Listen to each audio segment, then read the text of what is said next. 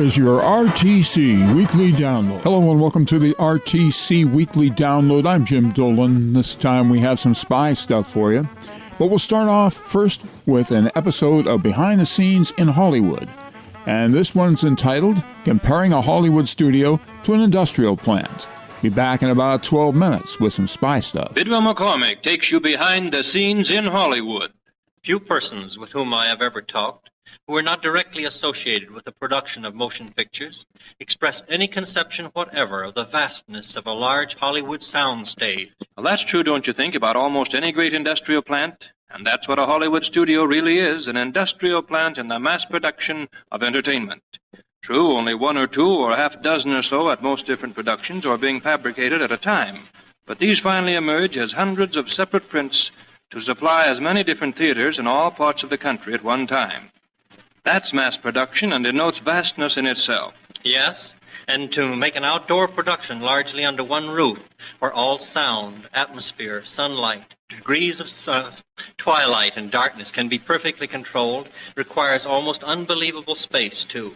Why, I was on a set recently on one of the larger sound stages where an outdoor scene was being photographed, and even that set, with its large real trees, its brook running through real mountain grass, its campfire with horses tethered nearby, and numerous performers, was, as one might say, lost. So great was the size of the sound stage itself.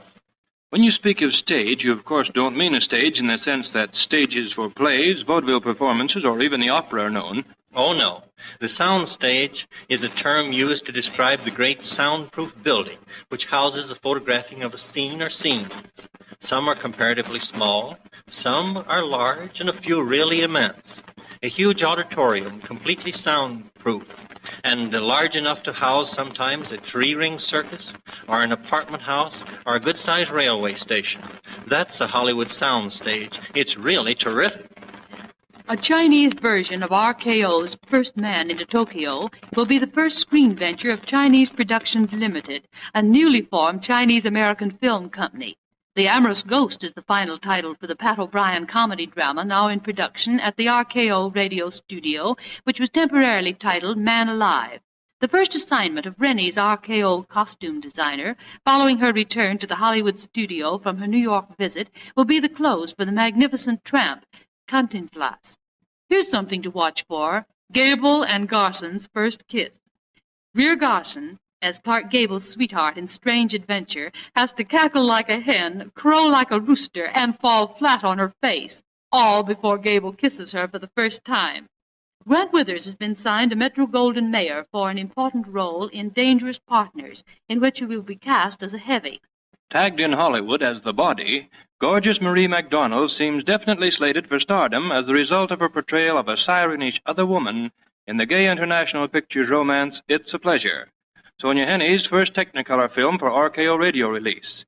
There's a streamlined reason for the label given Marie.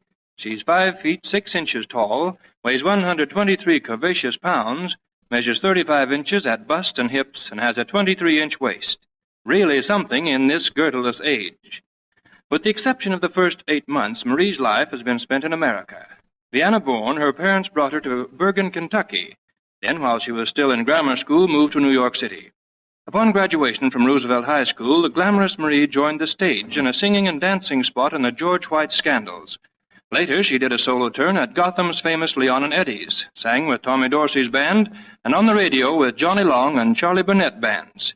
Sent to Hollywood by talent scouts, Marie played small roles in 3 Abbott and Costello comedies. She then appeared in Lucky Jordan and Our Hearts Were Young and Gay.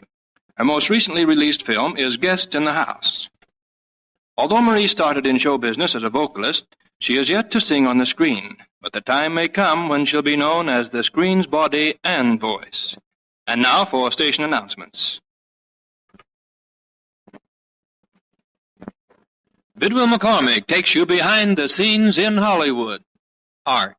What is it? Well, to the painter, it no doubt means the capturing on canvas the depth of understanding and true lightness of the subject. To the sculptor, a grace and charm and beauty, such as to give apparent life and animation to cold chiseled marble.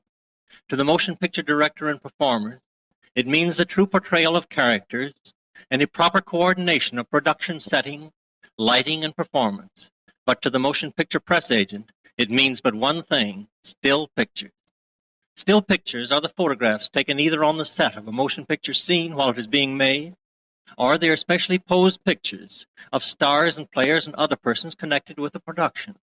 Primarily, these pictures are made for reproduction, in newspapers and magazines, or for theater lobby display purposes. But almost always they are for publicity purposes. Publicity art is divided into many categories, isn't it? Yes, there's straight publicity art, location shots, candid shots, shots of stars and directors, fashion art, advertising art, and special holiday art. That is, in which a starlet the studio is trying to promote is posed with a firecracker, for instance, the 4th of July, or with a Christmas wreath. This is called a leg art, or cheesecake, usually because the girl is attired in bathing suit or play togs. So, publicity art is much, many, and varied. Yes, sir, and when one considers the many types of publicity art, the number and style of pictures required, and the angles, and most of them not bad to look at either, being a studio still cameraman is not bad work, if you can get it. A few pictures now before the cameras are the new Frank Sinatra feature, Bar of Music, Radio Stars on Parade, a novelty musical with Wally Brown, Alan Carney, and Francis Langford topping the cast, Ding Dong Williams, the first of a new series based upon the Collier's magazine stories by Richard English, starring Glenn Vernon and Marcy McGuire, Cornered, and Chicago Lulu. Edward Stevenson, the designer who created Maureen O'Hara's wardrobe for the Technicolor picture The Spanish Main, has been loaned to 20th Century Fox to design this star's clothes for her next film, Kitten on the Keys. Bill H. Johnson, new Metro-Goldwyn-Mayer actor, has officially changed his name to John Carlyle and has been cast in a featured role in Dangerous Partners. Lucille Ball's gag birthday gift to her husband, Sergeant Desi Arnaz, was a pin-up picture to end all pin-ups. It was of herself, of course, but wearing an old-fashioned bathing suit, 1905 vintage, and several sizes too large. Tom Conway is the antithesis in private life of the characters he customarily essays on the screen. He's the hero of RKO Radio's popular Falcon series of detective thrillers, in addition to other redoubtable characters he portrays. Conway off-screen leads a normal, leisurely life, not far from different from that of any other solid American citizen. Nothing mysterious has ever happened to me, he boasts. The most excitement I have is on sets and on location while making movies. This sometimes, I will admit, gets very thrilling, particularly in the chase and fight scenes. But even those are tame compared to what they look like on the screen. A typical day in Conway's life begins at 6:30 in the morning. He arises before his wife and prepares breakfast for the two. Feeds his 4 trained falcons, which he keeps for pets. If he has a studio call, he's on the set at 9 a.m. If there's no studio call, he plans a day of rest and quiet at home, plus 2 hours of strenuous exercise. The latter might be tennis, with his brother, George Sanders, also an actor. A few sets of badminton or ping-pong with his wife, or a few rounds of cultivating his victory garden.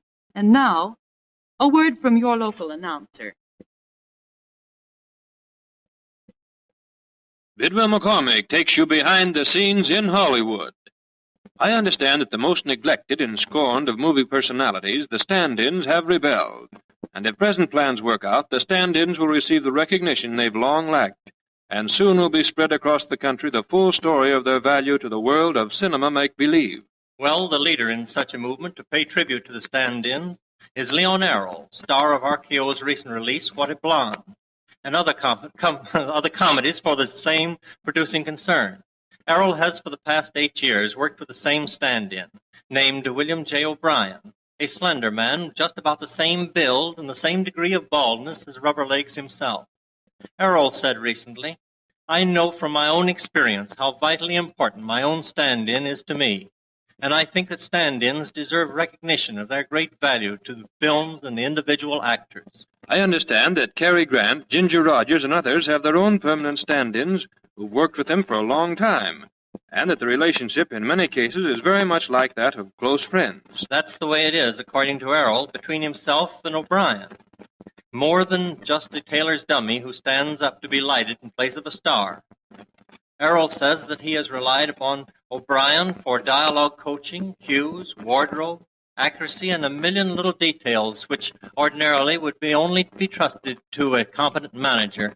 And I understand that O'Brien has appeared on the screen in many of Leon Errol's pictures, too, and when not working with Errol, has taken part in other productions. yes, Errol says that the perfect stand-in must be an actor himself, and one of the same general type as the actor for whom he stands in. Dorothy Sebastian returns to the screen in RKO Radio's musical George White Scandals of 1945. It was White who gave Miss Sebastian her first job in the theater as one of his Scandals girls in 1924. Eva Novak, a star of the silent films, unseen on the screen since the early 30s, returned to motion pictures in a featured part of The Bells of St. Mary's, first Rainbow production with Bing Crosby and Ingrid Bergman. Gwen Crawford and Betty Gillette, RKO contract players, will enact interned Army nurses in First Man into Tokyo. The picture stars Tom Neal, with Barbara Hale playing opposite him. Leon Errol and Edgar Kennedy have renewed their RKO contracts. Each will star in 6 comedy short subjects during the coming year. A tonsillectomy changed Frances Langford from a soprano to a contralto, and incidentally made her the idol of millions. She was born and educated in Lakeland, Florida, and she entered Southern College to major in music, and was in great demand at fraternity and sorority parties until a throat inflammation made an operation necessary. She had an anxious time while the chances of her ever singing again hung in the balance. But when she emerged with a smooth, deep contralto voice, her friends urged her to try radio work. Between classes, she went to Tampa to sing over a local station, and at a nearby resort, Rudy Valley heard her sing and invited her to appear with him as guest star in New Orleans. Rudy's program served as a springboard to fame. She received offers from radio and stage and worked on both. She toured the nation with her own vaudeville troupe and then settled in New York to sing in nightclubs and network programs. She was voted the top radio songstress in almost every popularity poll. In 1941, she joined Bob Hope's radio show in a program that was to become a favorite of millions. The troops in Alaska, England, North Africa, and Italy have heard her singing to the accompaniment of artillery and the drone of fighters circling on guard overhead. She's 5 feet, 2 1/2 inches tall, weighs 100 pounds, has brown eyes and blonde hair. And now a word from your local announcer. And we're back with the spy stuff, starting off with Spycatcher and the Gentle Gestapo Man. This is from 1960. Spycatcher.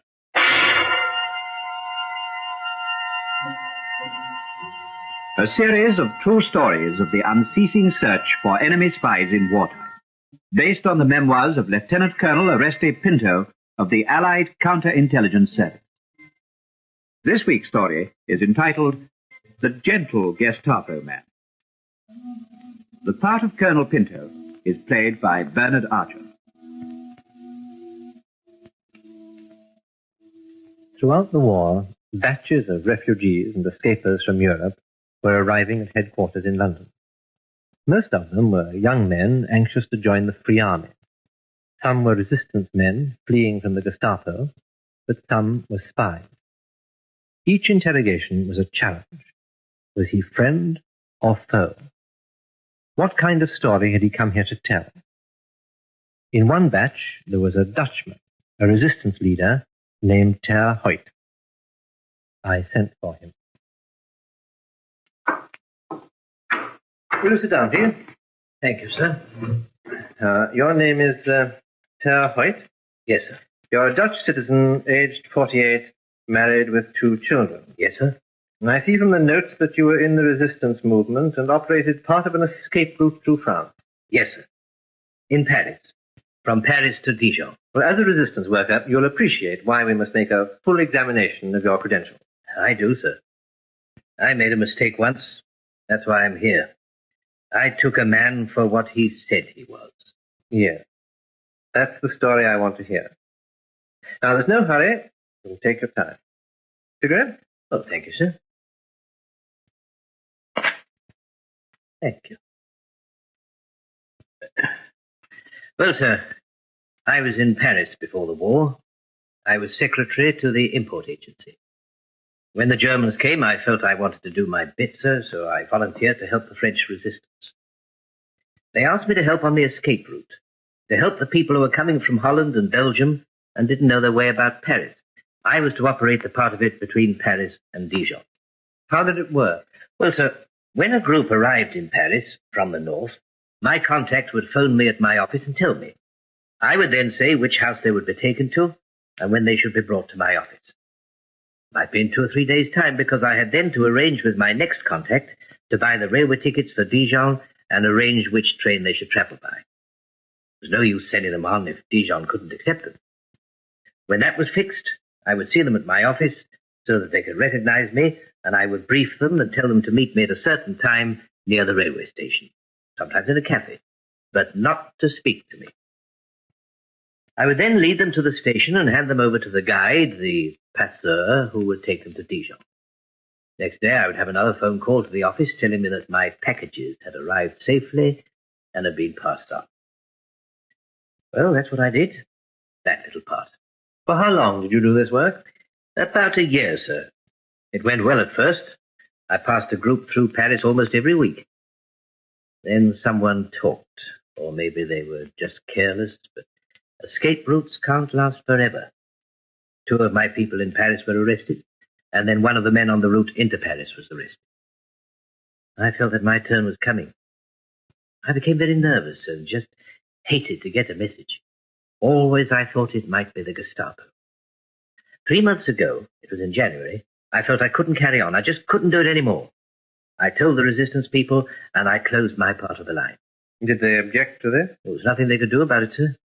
I was much too nervous. I just closed my part of the line.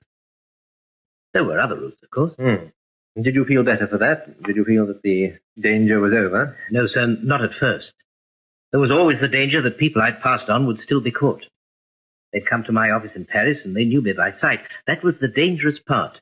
To lead them through Paris, they had to know me by sight. It was a terrible risk.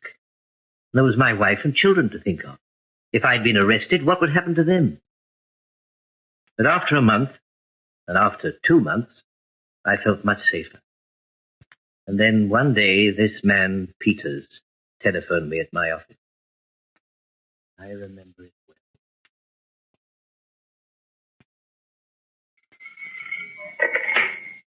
Hello? Herr Hoyt, Yes? my name is Peters. I have to meet you. I have an escape party that must get through. The line is closed. We know. You closed it 2 months ago. The instructions are, you must open it. But I daren't. I know how dangerous it is. They'll be caught. Not this time. Not this one. Don't you understand? They're important people. We must get them out soon. They'll be caught if they have to stay here in Paris. This is a chance to do something for the war. But if I get them through Paris, they'll be caught at Dijon. They'll be caught as soon as they get there. I know how it is. The line is broken. You don't know. It was broken north of here, but I got them through. I got them through to Paris. Now all we need is your help. Just this once, and we'll never trouble you again. I'll have to get in touch with my friend who takes them by train. And he won't do it. If you tell him it's important, he'll do it. I'll phone you again tonight for your answer. Did you know this man who telephoned you? This man, Peters? No, but he knew about me, and he had the people in Paris waiting. What were you afraid of? Well, they say if you take the pitcher to the well too often, it's certain to be broken. I felt that this was the time. This was the once too often. But my passeur agreed to take them to Dijon. Dijon agreed to pass them on, so I told Peters to bring them to my office next morning. He brought 16 people. I told him this was dangerous. It was too many. He said it was because the line had been closed for 2 months. I said they couldn't all be important. And he said 3 of them were. Who did he say were important? He pointed them out to me. One was called Vaz Diaz, a resistance leader. Can you describe him? About 30 to 35, tall, slim. And one was called Polden, a middle-aged man, thick-set, who had important information about railways. The other one, who stood by the door, was also tall and aged about 30. His name? He didn't give me a name, and I didn't ask. He seemed to be the most important one, and it's sometimes better not to know names. I told them that they would be leaving by train for Dijon at 11:15. Since there were so many, we'd better meet first at a cafe near the station. Which station? The Gare de Lyon. And the cafe? The Café Suisse. It's a large cafe with many empty tables. What happened? Well, just before 11 o'clock, I went to the cafe, and at 11, the first group began to arrive. They had experience of escape work, and they behaved very well, going to their tables, behaving naturally. Then the others arrived at intervals, doing it very well, and by 11:15 they were all there except one. He was one of the three important ones. Polden or Bastille? Neither, sir. The third one, the young one, the tall one who stood at the door. I gave him a few more minutes. Never before had one of the party been late. Were you nervous? Yes, sir. I waited until 11:20, and then it was dangerous. We had to go. I left the cafe and looked for him all the way to the station, but he wasn't there. The passeur was impatient, and I signaled him we were one short. I hoped he might arrive at the station. But only 15 arrived, and we hurried them to the train. It was a rush, and I was worried. I waited until the train had gone. I had never taken that risk before. What were your plans for such an emergency? I had no plans. I went home. I stayed away from the office all day. But next morning I went in. There would be the phone call to tell me the party had arrived at Dijon. I waited all morning. And then...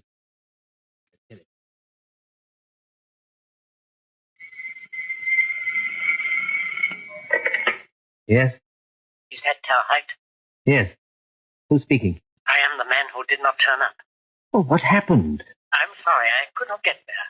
I have important news for you. Will you meet me in the metro at Boulevard Malherbe at 3 o'clock? It is important news for you. Metro, Boulevard Malherbe, 3 o'clock. Did you keep the appointment? I had to. He was one of the important people, and I still had to get him away. Why? You'd arranged to get him away, and he'd let you down. He'd put you in danger. In resistance work, there is always danger. And he said there was important information. I went to the metro at 3 o'clock, and I waited for this man. He turned up all right. But this time, he was in Gestapo uniform. He was a Gestapo captain. He came over to me, smiling and tapping his foot.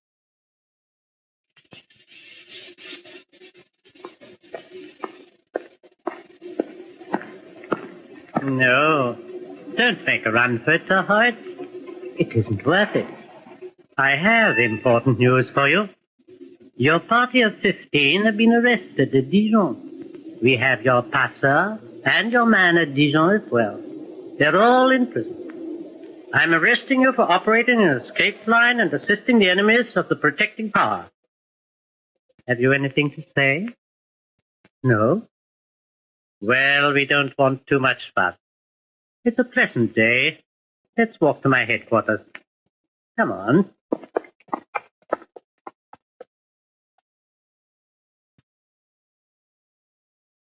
We left the metro, sir. We walked along the boulevard. When we came to one of the seats, the Gestapo man stopped and said what a pleasant afternoon it was, and that I should enjoy the sunshine while I could. He asked me if I'd like to sit for a while and talk to him. They're all sadists, every one of them. No, sir, I don't think he was. He said he wanted to sit under the trees and just talk to me. He said he liked Paris and asked me how long I'd lived there. He asked me why I did this, why I got myself into trouble, and if I was married and about my family. He told me that it was Peters who planned the trap, and that Peters was a Dutchman. He meant a traitor. Why should he talk to you like this? Was he enjoying frightening you? I don't think so, sir. He seemed sympathetic. I told him I'd closed the escape line months ago, and it was only because Peters had asked me to reopen it. Oh, but of course he knew that. Well, we talked about what happened in the office. You know, Terhite, when I saw you in your office, I was impressed.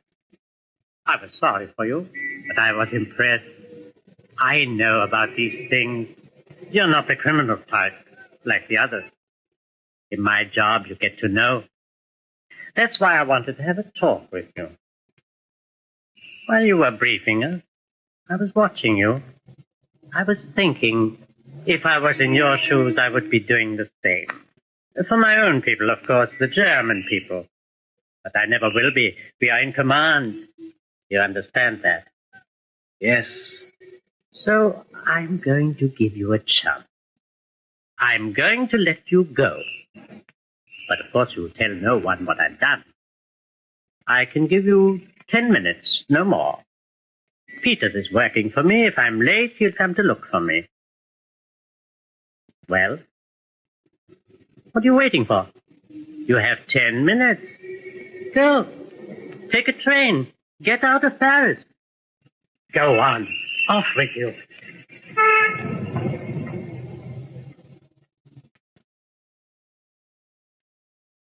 I thought it was a trick. I thought he'd shoot me attempting to escape. But he didn't. I kept walking and got away. Where did you go? I went home, sir. I told my wife all about it. I packed some things and she made me a meal. I took what money we could spare and some food for the journey and took the train from Paris.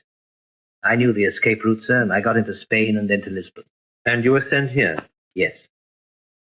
Well, we have had news of the arrest of 15 men at Dijon, and of a passeur, and the Dijon resistance man. One of the party was a well-known Dutch journalist and resistance leader, Astia. Another, called Jan Polden, had information that we wanted urgently. So this is how it happened. Yes, sir. I know it sounds improbable, and we live in improbable times, but not quite so improbable as this. Terhoyt, I've been interrogating escapers for 3 years, daily for 3 years. We have knowledge and experience of the Gestapo. They're specially selected men, selected because they have certain qualities.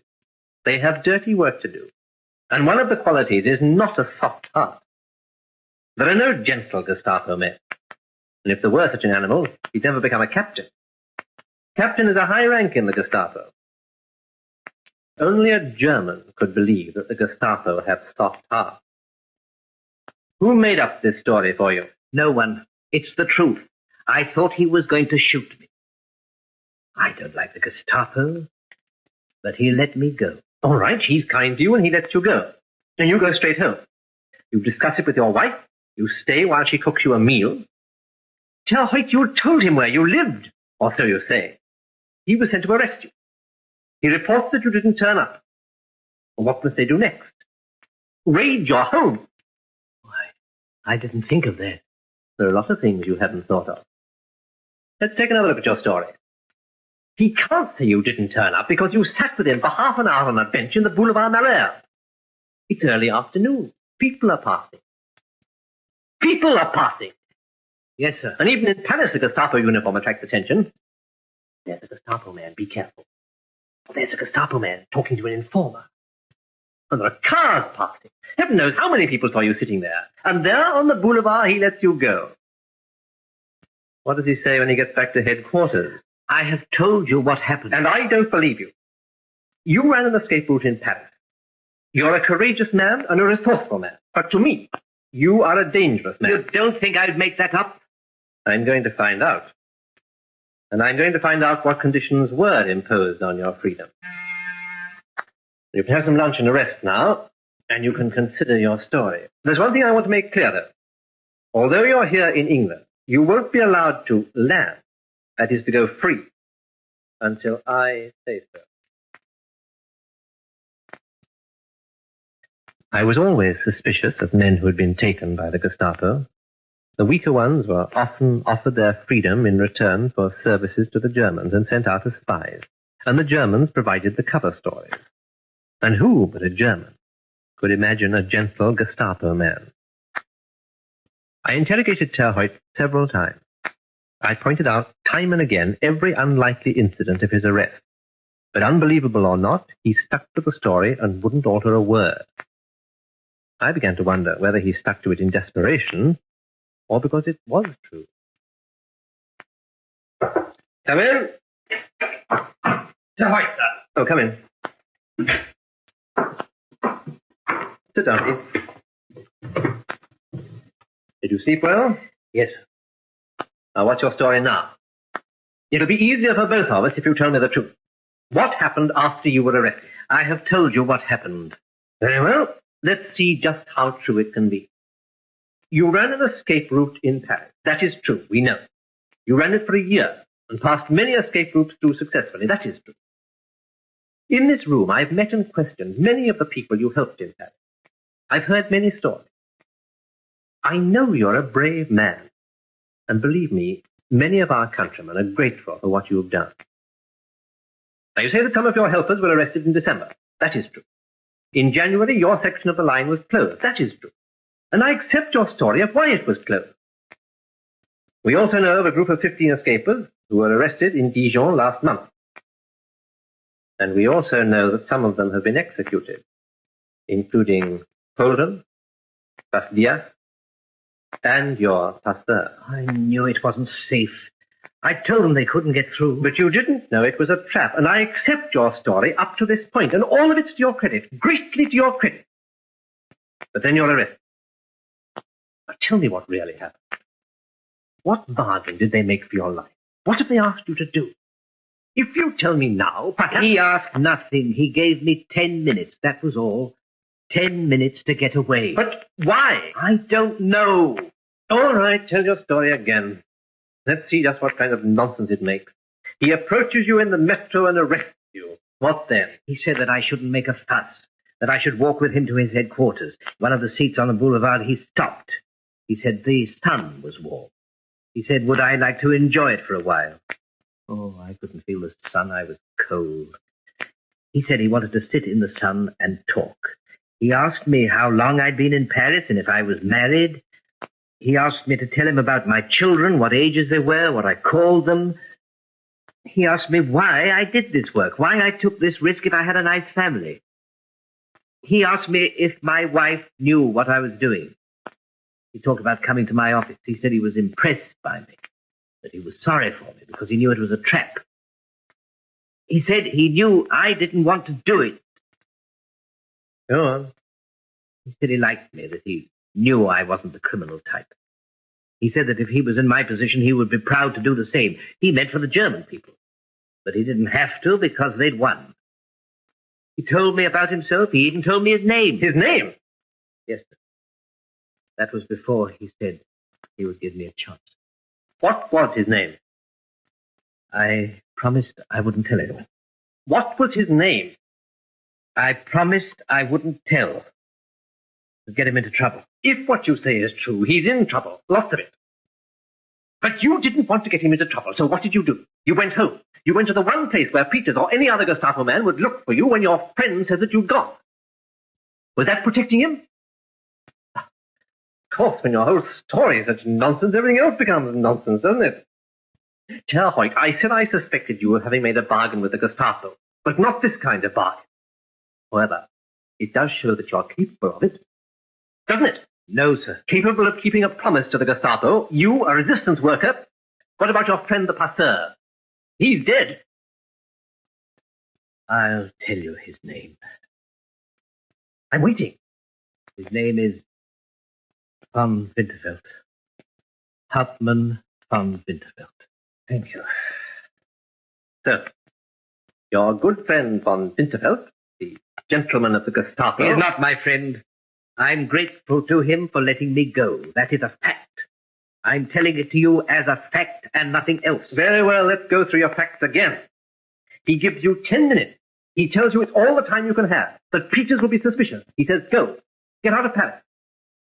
How long before you took his advice? Before you got out of Paris? You walked home. You talked to your wife. She prepared a meal. You ate it. She prepared food for your journey. You packed. How long? Oh, about 4 hours. A long time when the devil's on your tail. I was frightened. I didn't know what to do. Have you ever been arrested by the Gestapo? Fortunately, no. But I have interrogated many men who were arrested by them, and I have also a knowledge of their methods, and they do not include... Yes, what is it? There's a warning, sir. A red warning. Oh, all right. We'll have to break off now. A red warning means that they may be coming overhead, so you must go to an air raid shelter. The guard will take you there. Yes, sir. This way.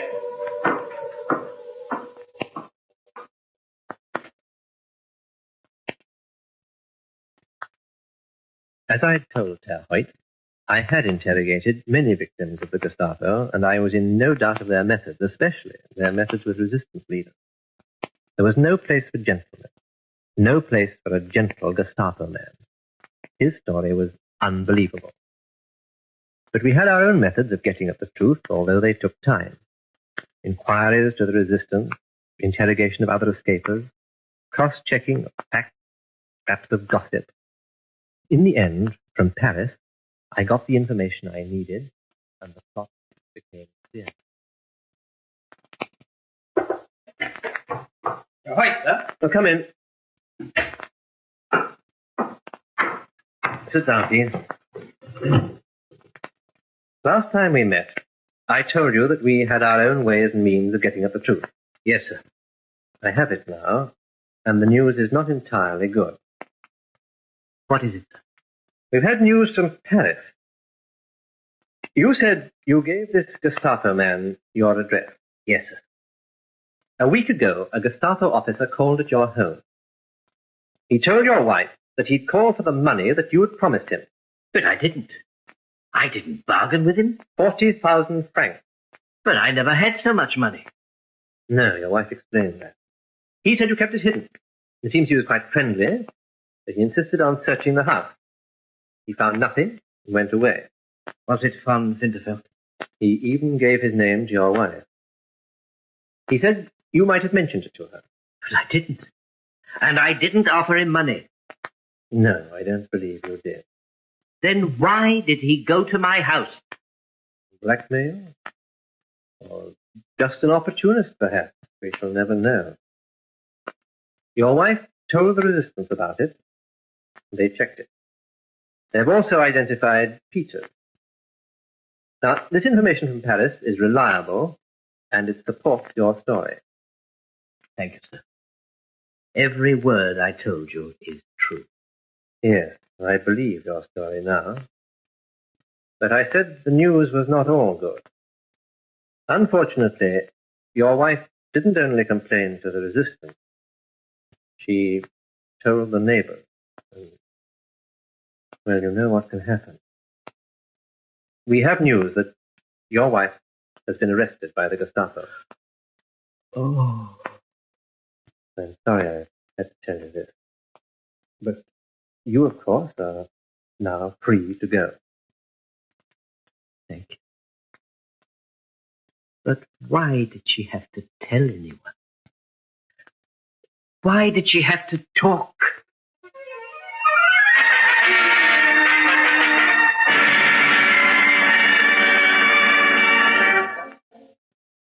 Friend or foe? That was our challenge. Herr Hoyt was a friend. He was given a responsible job in England and served us well. I never learned what happened to his wife or to the gentle Gestapo man.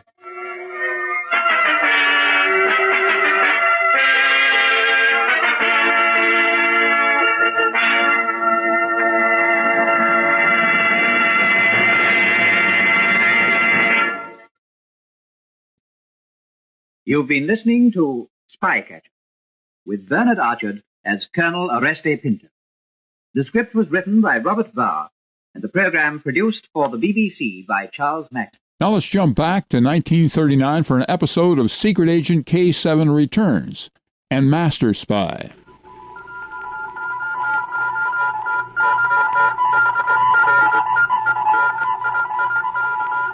Secret Agent K7 returns.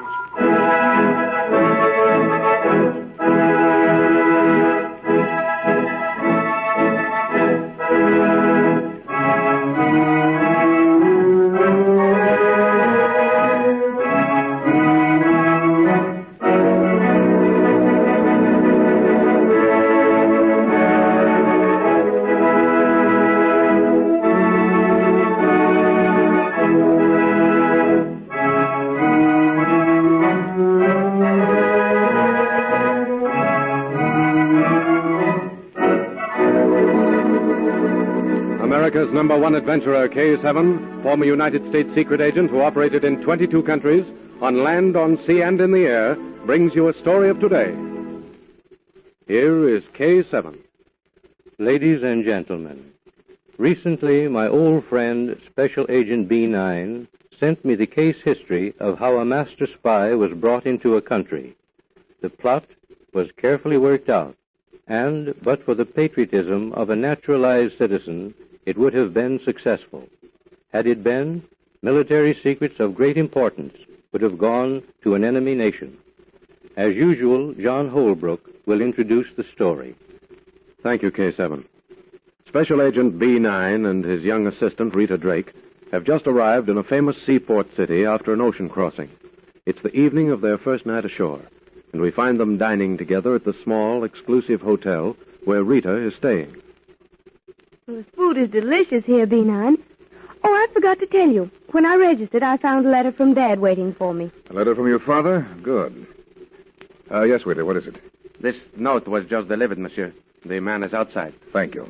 I wonder who it's from. I don't know. We'll soon find out. Well, this is unusual. It's from the old customs man who examined our luggage this morning. I told you he was an old friend of mine. What does he want? He's waiting in the lobby, Rita. He says that he must talk to me. That's strange. Waiter. Yes, monsieur? Have the man who gave you this letter taken to my rooms and tell him that we will join him in just a few minutes.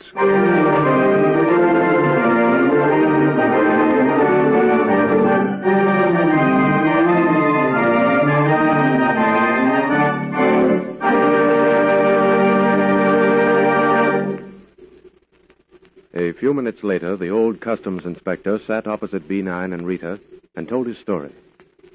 When I saw you come ashore this morning, Special Agent B9, I knew that you could help me. I'll do anything I can, Inspector Vasal. Suppose you tell us your story. I will try to make it short, but it goes back a long time. Did you know that I am a naturalized citizen? No, I didn't know. Of course, your name... It tells you the country of my birth. I came here as a young man, B9. This is my country now. My son died for it in the Great War. He was about the age of this young girl. I'm sorry, Inspector. I tell you because I want you to know I am a patriot. I have a brother still in my old land. He is younger. And this story involves him? Yes. Last week, a man who called himself Yondon came to my home. He told me that another man, a spy named Haglund, would soon come to this country. I am to help him through the customs. And if I don't, my brother in the old country is to be seized. So they want to use you. Now, what was your answer, Inspector Vasal? I did not believe such things could happen. I thought it was a bluff. I threw the man Yondon out of my house. I don't blame you. It doesn't seem possible they could be so mean. When no country... Hey, wait, mademoiselle. Yesterday, I received this letter. It is from my brother. He needs my help. Read it. He has been seized and placed in a camp. B9, can you help me? Yondon is coming for my answer tomorrow night. He's coming to your house again tomorrow night? Yes. And Miss Drake and I will also be there.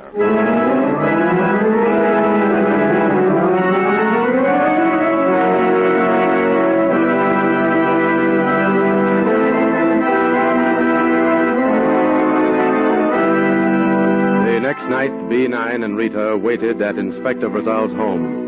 B9 concealed himself in a position where he could hear everything. The spy arrived about 9 o'clock. He came directly to the point.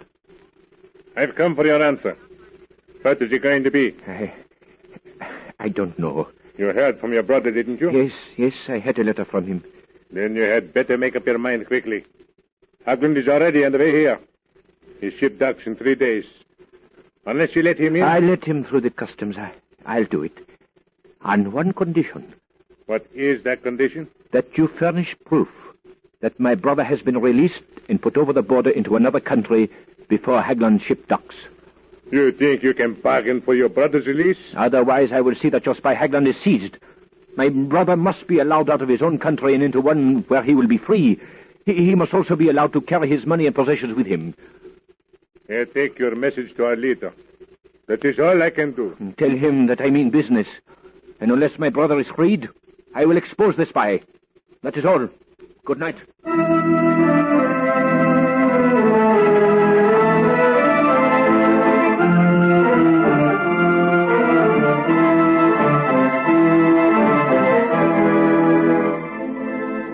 B9 knew that the spy, Haglund's entrance into the country, was important to the nation employing him. Otherwise, they would not have gone to such lengths to ensure his landing. He also guessed right in assuming that a bargain could be made. For 2 days later, the old inspector read him a cablegram which he received. My brother is safe, B9. This cablegram came from him in a neutral country. See, it says, everything all right. I arrived here safely this morning. All that remains now is for us to capture Haglund. First, however, I want to find out why he's here. Do you know anything about him? No, but a friend of mine, K7, is checking on him. I may have some information before the boat docks tomorrow. I'll see you then. Good night, Inspector.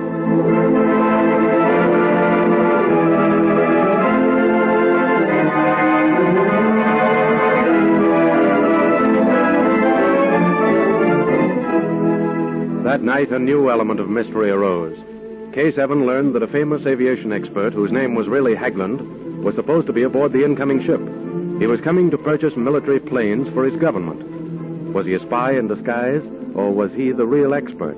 What was the answer to the riddle? If K7 and B9 could have known what was happening on the darkened deck of the incoming liner, some 300 miles at sea, their problem would have been answered. 2 men walked the deck. One was a spy. The other, the real expert, Haglund.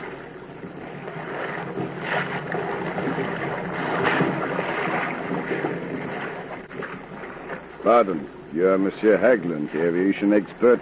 Yes, but how did you know that? It's my business to know. I have a gun, Haglund. Give me your passport and papers. What are you doing? Give me your passport and papers. Yes, but... Give them to me. Here, take them. Do not put that gun in my ribs. Now turn around. What are you going to do?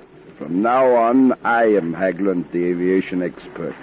I'm going to kill you and throw you overboard. No, you can't. Goodbye, Haglund. You are getting off the ship here.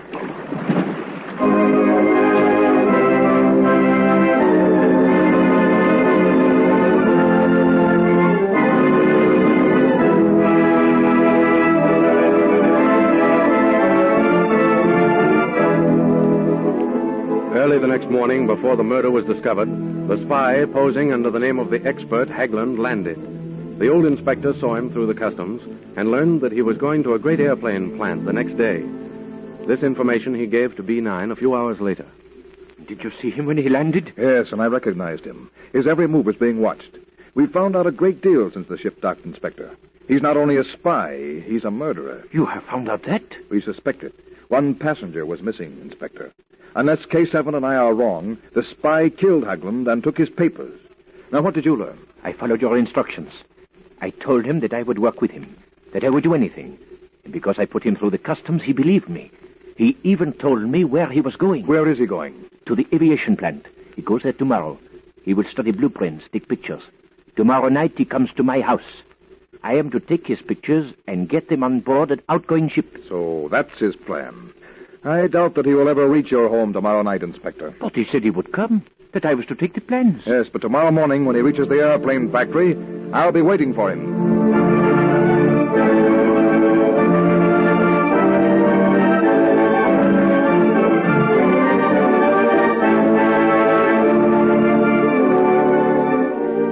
The next morning, Rita and B9 were at the airplane plant early.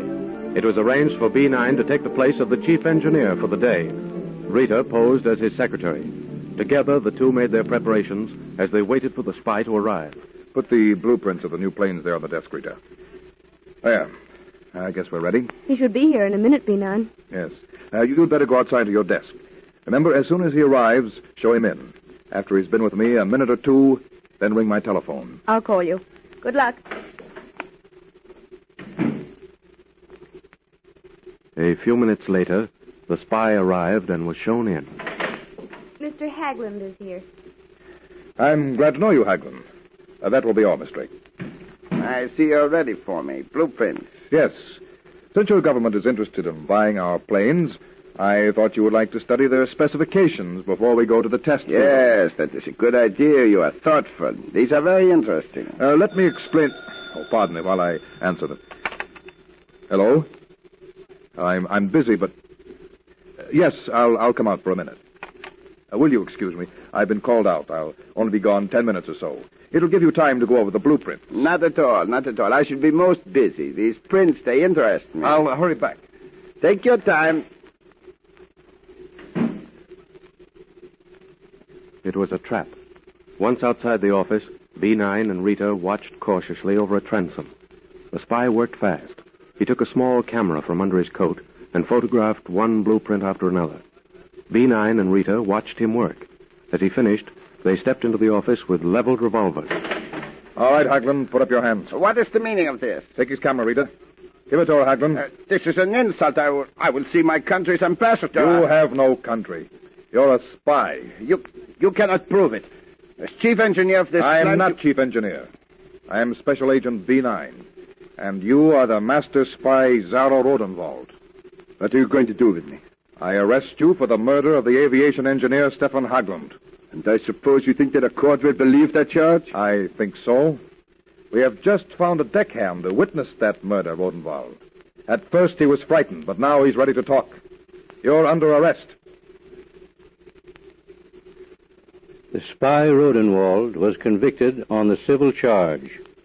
There are many spies at work today. They seek information of mobilization plans, shipyards and aeroplane factories, coast defenses, munition centers, and details of new guns. They work against the peace of the world, and their activities must be stopped. Listen for my next story. This is K7 speaking.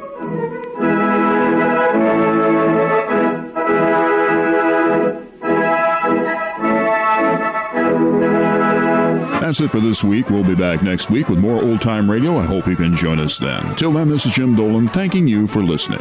The RTC Weekly Download is produced by Chris Stone and Jim Dolan.